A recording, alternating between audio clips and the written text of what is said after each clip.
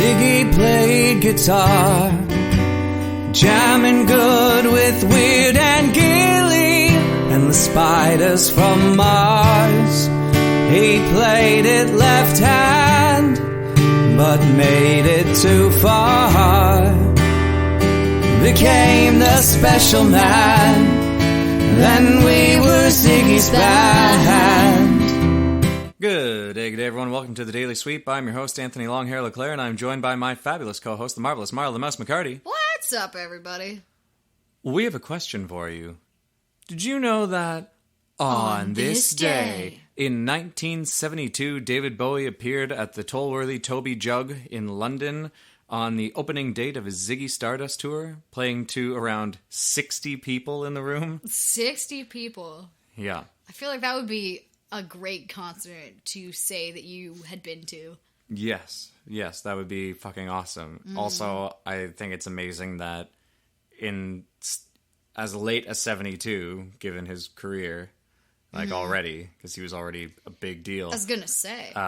In 72, he's playing for 60 people. That's pretty awesome. I mean, the Stones do the same kind of thing sometimes. Or when they're in Ottawa, there's a bar they go to specifically, and when they're in Toronto as well. But 60 people. 60 people. I mean, if I could have been one of those 60 people.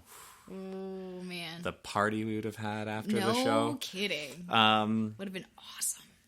Yeah. But, and then some just additional info about Ziggy. The character of Ziggy was initially inspired by, do you know? I don't know. Well, it was initially inspired by British rock and roll singer Vince Taylor. Okay. Yeah. And the Ziggy Stardust Tour played at a total of 182 dates. That's intense. Yeah, that's... Well, I imagine one or two of them probably were. Yeah. Mm-hmm. Ha ha! Because they were outside in the tent. You know. You're funny. Well, like I said on a previous episode, it's pretty much like I'm a comedian. So, because I tell jokes. That's what comedians do. They do. Yeah. So they make a funny. Yeah. Haha. So I'm pretty good at that. Pretty good at making funnies. Yeah. So that I'm pretty sure that makes me a comedian. Mm-hmm. I would agree. Oh. See, I really am one. Okay. Anyway. So that was on this day in 1972. On this day in 2020, we're not actually going to be plugging anything or covering anything today in terms of venues or gigs. Oh, it's Monday. Not many people release albums on a Monday, and there are good reasons for that, because no one wants to go party. They've already been hammered all weekend long. And it's industry weekend, which means all your favorite bartenders are off. So, that being said, we are going to talk about an important music question. Or at least an interesting one. Yeah, I was looking at some music questions online, and I found one that sort of piqued my interest. And also, feel free to start a discussion in the comments with this one. So I have a question for you, and also for everyone else. So, do you think that your favorite music now will still remain your favorite music in 20 years? No. Well, that's your daily sweep for today, everybody. No, I mean, so here's the thing. My favorite music, I don't know, maybe, but 20 years ago, I would have been just about 11. I'd have been like 2 weeks shy of 11. And so, I mean, at that point, my favorite music was quite varied. I was listening to Metallica and Megadeth, Bryan Adams, Huey Lewis and the News, Alice Cooper, Nirvana, and Simon and Garfunkel were like the most frequent turned there. Like, I still listen to the Beatles and Elvis and the Hawaiian music my parents played every morning before we went to fucking church on Sundays, and all that kind of stuff, you know, Don Ho and all that.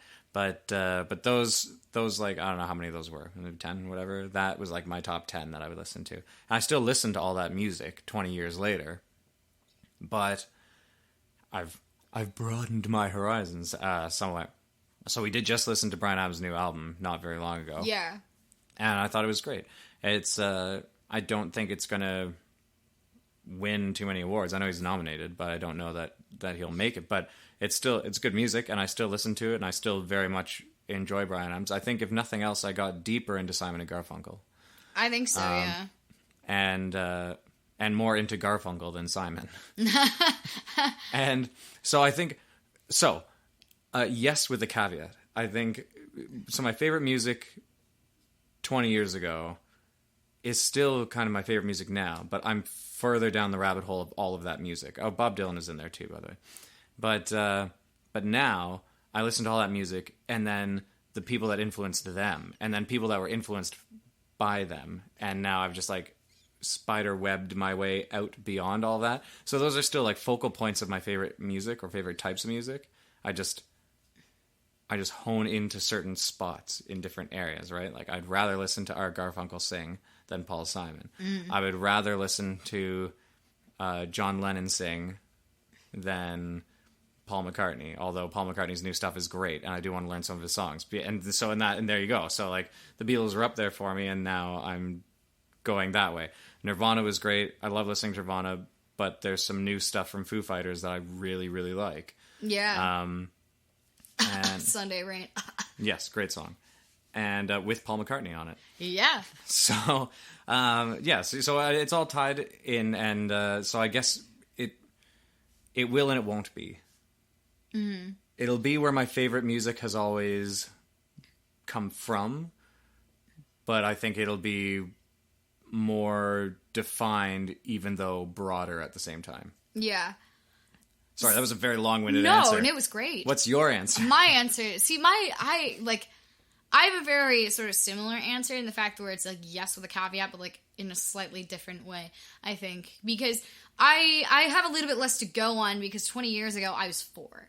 So like, I think if you asked me what my favorite music was, I would probably have said the Beatles, which, you know, still remains but you to said, be one of my favorites. But you said favorite music 20 years from now. Like, yeah. what is now your favorite music? Yeah, because you were talking about, like, what you... I went back because I can do that. Yeah, I can't do that as much because, you know, I was 420 years ago.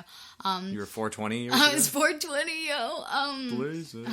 But I think, you know, because it's interesting for me when people ask me about my favorite music, because I have a core group of artists that I will always listen to and will always be like my favorite artists, like Fleetwood Mac and Tom Petty and Bruce Springsteen and, you know, like and Bob Dylan and like more recent ones that I've added to the list. Joni like, Mitchell. Yeah, That's not recent. Yeah, Joni Mitchell has definitely been a long-standing one as well.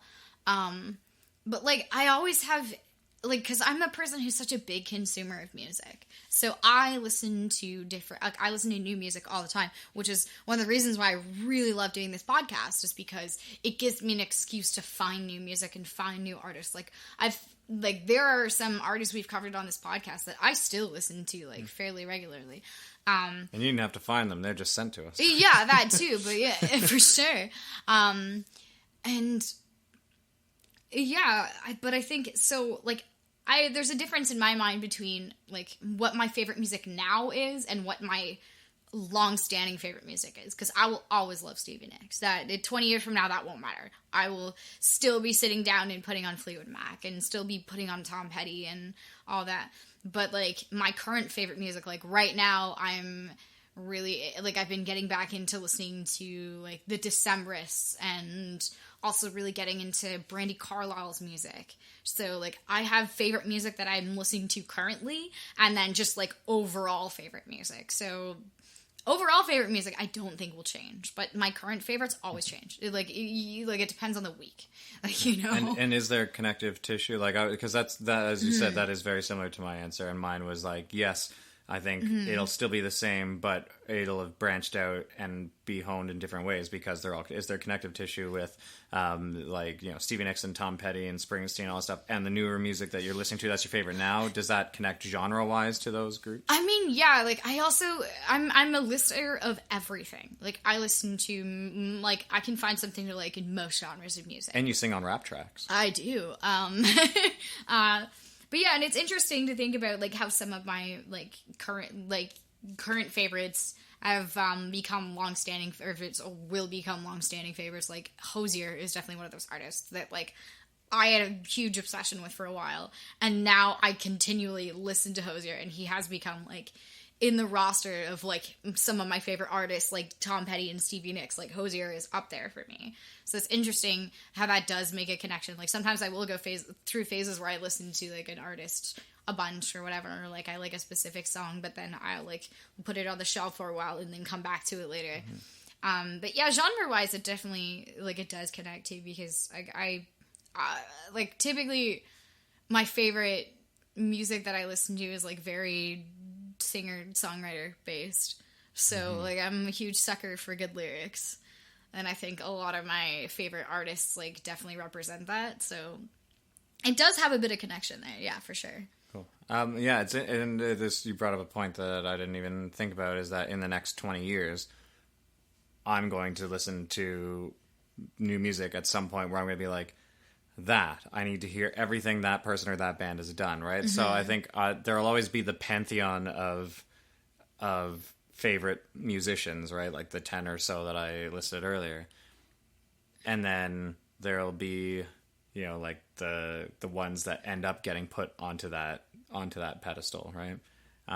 Within the next 20 years, because who knows what the hell I'm going to listen to, or who's going to come out with what music. Yeah, exactly. Maybe there'll actually be like some sort of new innovation in music, which I can't actually begin to fathom now, because it seems, and maybe this is the same with every generation, but just like seems we've got as far as we can go. But I think now, because of the digital age, it really does feel that way, because it's like, well, where do you go beyond digital? Because now you can do fucking everything with it. So you've heard what you think could possibly be every iteration of every sound and whatever else. It's just now it's just piecing together what you like the most. Like people who say they're totally original are all full of shit. And it's not just because of the book that I read a little while ago, but no, but it's true. And if I'm honest, there are like, even if it's just two notes, there's a way a lick went in one of my songs, or a way a phrasing went, or just a stutter in my voice, or whatever it is. Like there's something in there that I know comes from my influences, like the 10 aforementioned musicians, right? Or other ones. I just heard that moment in a song, and I was writing and realized, oh, that's that thing. Shit.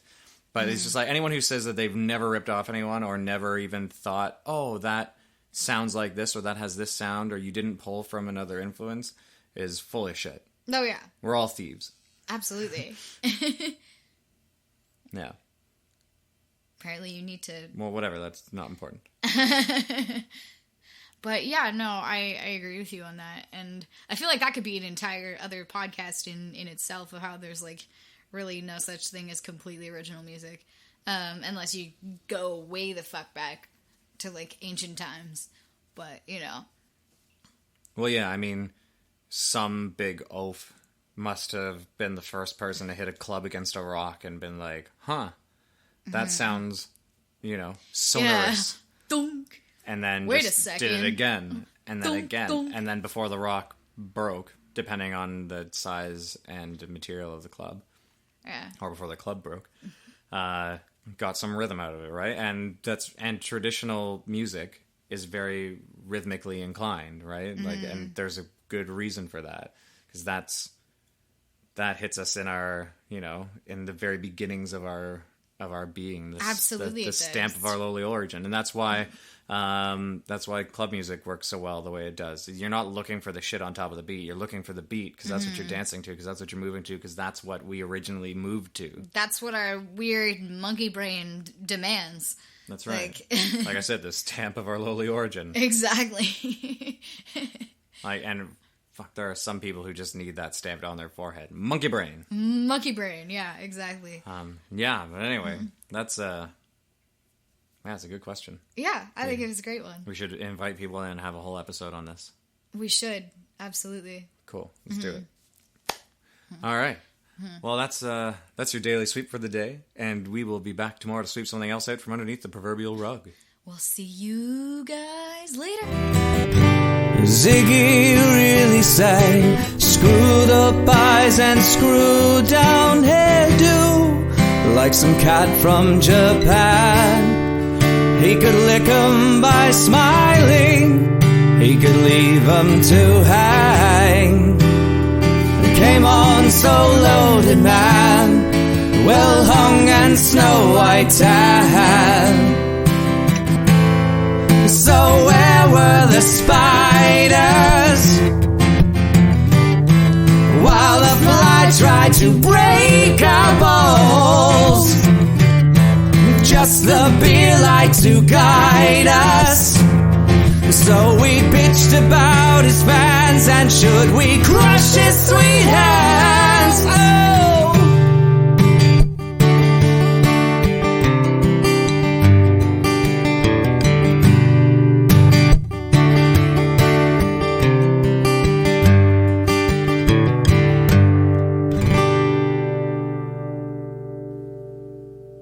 See you later. Bye. Oh my god, so I was doing this thing the other day. And I saw them later after they liked and subscribed.